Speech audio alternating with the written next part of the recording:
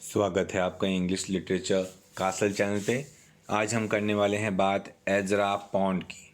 बहुत ही कमाल की शख्सियत, पैदा हुए थे अमेरिकन पेंसिल्वेनिया में और बहुत ही मशहूर रहे हैं। ये बहुत इन्फ्लुएंशियल वर्क रहे हैं। इनकी 20वीं सदी के सबसे महान पोइट्स में से इनका नाम आता है और मॉडर्निज़्म मूवमेंट के ये साथ थे। इमेजिज़म का इन्होंने ख़ास प्रखरता से यूज़ किया गया है।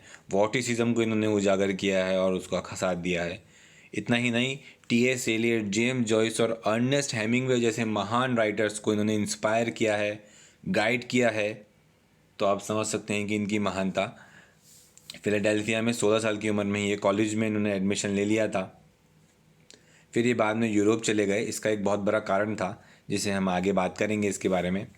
बहुत ही लेजेंडरी वर्क रहे हैं शुरू से ही इनके पब्लिशिंग में। और जेम्स जॉय जैसे महान लोगों से इनका कुछ समय कांटेक्ट हो गया था। फोर्ड मैडॉक्स फोर्ड से भी इनका मिलना हुआ और विंडम लुइस से भी। सब ने मिलकर पब्लिश किया और शुरू से इनका ध्यान रहा है कि लिटरेचर में कैसे इनोवेशन लाया जाए, एक्सपेरिमेंट की जाए। और यही कारण है कि टी.एस. एलियट और जेम्स जॉयस के साथ मिलकर इन्होंने ये कुछ इनोवेटिव लिटरेचर का इस्तेमाल करना चालू किया। 1920 की बात करते हैं, जब ये 35 साल के थे ये पेरिस चले गए और वहीं इन्होंने अपनी ज़िंदगी का सबसे महान वर्क यानी कि द कैंटोज लिखा। ये 800 पेज की एपिक पोयम है जो कि 120 सेक्शंस में बटी हुई है। ये अभी भी अनफिनिश्ड है। इसका भी एक बहुत ख़ास कारण है जिसके बारे में हम आगे बात करेंगे। और ये सिमिलर फैशन में लिखते थे। होमर और डेंटे जैसे महान राइटर्स की झलक इनमें मिलती है। तो इनकी महानता की का को तो कोई पार नहीं। जब भी इटली में भी थे तब भी इन्होंने ख़ास काम किए। और उस समय इन्होंने जब इटली रेडियो पे वर्ल्ड वॉर सेकेंड के बारे में सुना तो ये हिटलर से प्रभावित हुए।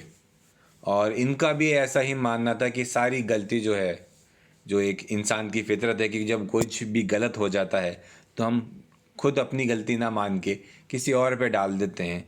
तो जैसे हिटलर ने भी किया था, जूइश यहूदी लोगों के ऊपर सारी वर्ल्ड वॉर की जो गलती थी वो डाल दी थी। तो ये हिटलर की बात मान के उस फांसीवाद जो सरकार है उसका साथ देने लग गए थे। तो इसीलिए यूएस आर्मी ने इनको पकड़ लिया और इनको जेल में डाल दिया। 12 साल इन्होंने अमेरिका के पागल लोगों के हॉस्पिटल में इन्होंने गुजारे और बाद में फिर इनको इटली छोड़ा गया।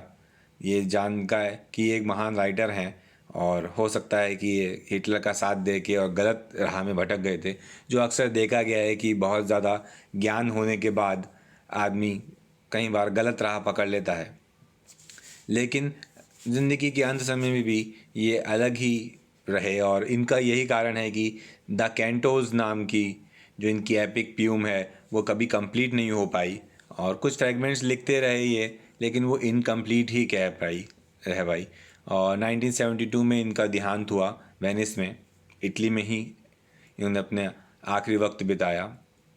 और कई सारे रेफरेंसेस हैं कि ये अच्छे इंसान थे, हिटलर का साथ दिया, ये एक उनकी कमी मान सकते हैं। लेकिन बहुत लोगों ने हिटलर का साथ दिया था, वो गलत राह पे भटक गए थे।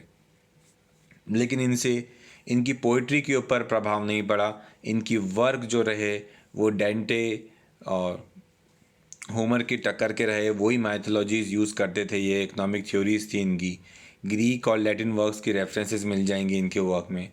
बहुत ही गहराई से इनका वर्क्स हैं। ये लिस्ट है उनके वर्क्स की, लेजेंडरी वर्क्स हैं।